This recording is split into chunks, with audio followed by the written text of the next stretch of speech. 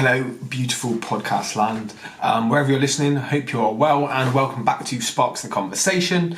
Again, I'm absolutely alone. I think that is just the way it's going to be now, but all jokes aside, I will be getting some guests on in the near future. I have two online coaches, one who's based more around CrossFit and kind of hybrid training, well, more CrossFit involving gymnastics, Olympic lifting, and one who's more focused on kind of body transformations and really does operate within a niche that he just absolutely nails. So I'm super excited to get him on, well, both of them on for that matter, and I'll be looking, if you have any recommendations or you want to get anyone on, or any topics that you want me to talk about, don't hesitate to kind of give me a message on social media, or just reach out via the channels that are in the description. So let's get into today's podcast. So today's podcast is about what foods can we eat that are going to keep us full for the longest, okay, when we're dieting.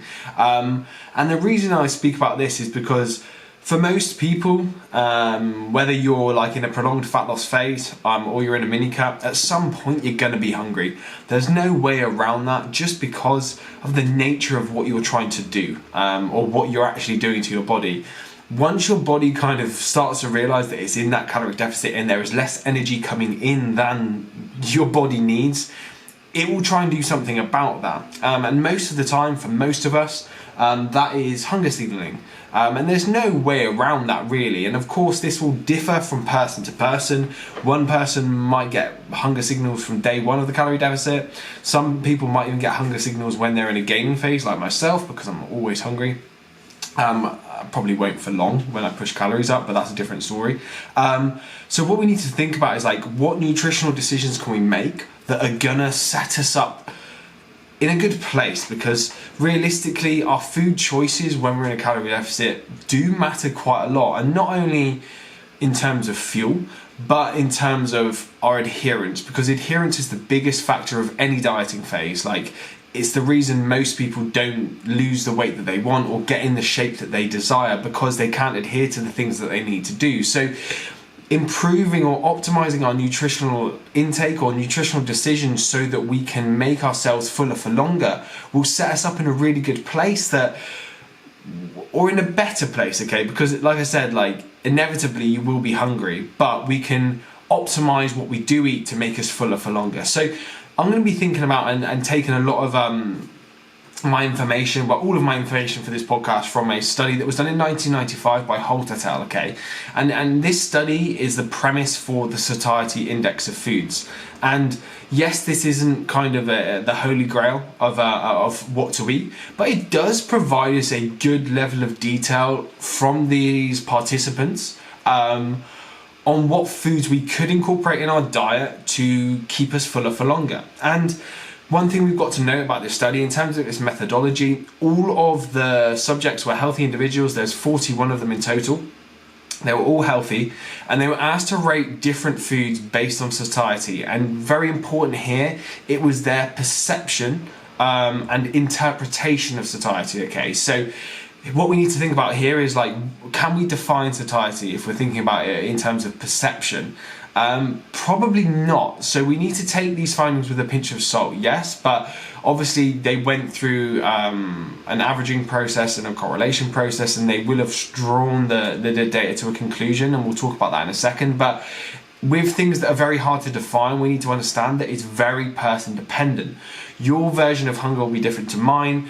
Your version of full, therefore, will be different to mine. So what we need to think about is, yes, we use this information and we use it to make nutritional interventions, but it is not the be all and end all, okay? If a client or you find that a certain food keeps you full for longer, probably eat more of that food, unless it's kind of really rinsing your calorie goal. So they reviewed a lot of different foods, but we're going to talk about mainly like the top 5 that they found were high on the satiety index. So the top 5 were potatoes, the satiety rating of 323%. Fish was next with 225% satiety rating. Porridge or oats were next with satiety rating of 209%, oranges with a satiety rating index of 202%, and apples with a satiety rating of 197%. it's important to note that protein-rich foods weren't actually in the top 5 results that I picked. And on average, when they looked at all of the protein foods that they reviewed, protein-rich foods on average were higher and tied second with the carbohydrate-rich foods group. So we need to think about, yes, protein-rich foods were not in the top 5, but we know that protein is a very, if not probably the most satiating micronutrient. So when we obviously think about our nutritional decisions, we need to probably put protein and these foods that I'm going to talk about at the forefront of our nutritional decisions. Okay, so let's have a think about the top 5. Okay, so potatoes. I think realistically that's a good recommendation. I mean, of course, this is potatoes just on their own, bland, nothing done to them, okay? Obviously they're cooked, we're not eating raw potatoes here because that would be strange. I mean, if you eat raw potatoes, completely up to you, but that's a different story. These are just boiled potatoes or just roasted potatoes with nothing on them. And I think you'll find that if you tried to overeat on potatoes like that, you'd probably struggle. Of course, again, this completely depends on the level of deficit that you're in, but I think what we can see from the top 5 is that yes, fish is in there, which is a protein source, but the others are vegetables and kind of grains that have high fiber. And this is something that I want to allude to, okay? Potatoes will have high fiber if you're leaving the skin on, which I would recommend. Porridge, known for having high fiber. Oranges and apples both have high fiber relative to their genetic makeup. So what we need to think about is the foods that potentially score higher on the satiety index and that might actually make you fuller for longer are those foods that are high in fiber. And this is pretty obvious, isn't it, when we think about it? Because fiber takes a long time to go through our digestive system. It really does help and benefit our digestive system, which in turn will support our hunger signaling and how we perceive hunger, because if we are in a good place with that and we are having food that's taking a decent amount of time to digest, it's in our digestive tract for longer or in our stomach for longer as such, instead of foods that potentially have no fiber and they just literally pass through the digestive system very quickly. Self-explanatory, right? It is, but what we need to think about is very often we get caught up in if it fits your macros. And this is where I do get into kind of a little bit of a battle with if it fits your macros, because yes, we know that we can eat calories to fit within our macronutrient goals and our calorie goals, and we can still lose weight. But if the goal is get to a decent level of body recomposition or body fat level, a lot of the time, if it fits your macros only works to a certain point, because we need to then start making nutritional decisions with foods that we know are going to fill us up for longer, and have those in our diet so that we can actually feel less hungry or feel fuller. Because when we do eat, we do want to feel some form of satiation.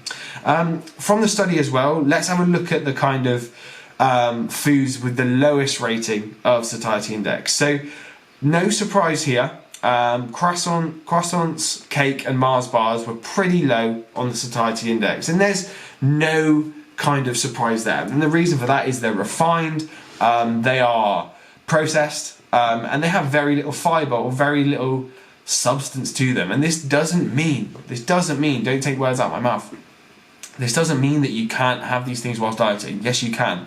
But what I would suggest is that making a nutritional decision like that will probably make your adherence to that calorie deficit harder in the long run, which is not kind of a point that isn't untrue. I've found this a lot with myself and with clients, and this is why when bodybuilders get towards the end of a prep, they go towards a very rigid eating structure, because if they try to fit in a slither of Mars bar here or half a corner or a crumb of croissant there, they would just eat nothing. And no one wants to be eating nothing because we're already eating nothing.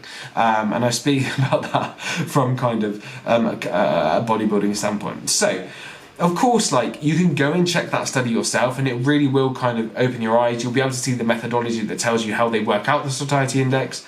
But what you can do from that is you can pick and choose and just understand what foods might potentially fill you up for longer. I think the base for most nutritional decisions within a diet should be that you're eating a good amount of vegetables, or more vegetables than you probably would in a gaining phase, just so you can ramp up fiber, micronutrition content, and the volume of foods. And then you can also think about your own individuality around nutritional decisions. What foods do you enjoy, and what foods give you good satiation? And then look at foods that we know fill you up for longer. So fruits, protein sources, potatoes will normally be a good baseline for any dieting phase, diet or meal plan or diet structure. So just a short video today, just a little talk about a topic of the Satiety Index. Of course, take the information, do with it what you want.